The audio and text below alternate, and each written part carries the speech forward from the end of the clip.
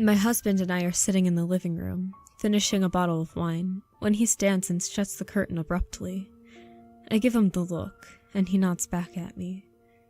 Peeking past the curtains, there he is, a dirty, disheveled man with dried blood adorning his skull, neck, and shoulders. His name was Chris Kleck, and 7 months ago, I killed him. I should note that I killed him in self-defense, while he was attempting to rob me and beat my husband to a pulp. But still, I killed him. I took a human life. We were on vacation in New York City, walking home from dinner when it happened. He hit me once and I fell. He must have assumed that I was down for the count, because he immediately went to work punching my husband. The sound of Chris's knuckles pounding into my husband's skull was so horrible, I thought that alone would render me insane. But it didn't, and I ended up tackling Chris, holding his arm so he couldn't break his fall. I remember the sound his head made on the pavement.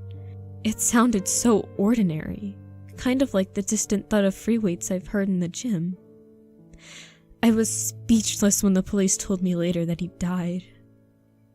We decided not to tell the family all of the details. Our story was that my husband was the victim of a robbery. Not much had been stolen, and the mugger had gotten away. But a few days after we'd arrived home, Chris started showing up in our yard. We live in the kind of uptight community where yard signs and exterior paint choices can cause irreparable rifts. So when no one called the police on our strange visitor, we assumed that we were just going crazy. 7 months of this, and he never moves. He just stands there and stares at the house, at us. My husband and I finish our wine as the headlights of my sister's car temporarily flood the room with light. We hear her cheerfully lock the car, walk up to the porch, and let herself in. Both of us start upright when she says innocently, "So what's with the weirdo in your front yard?"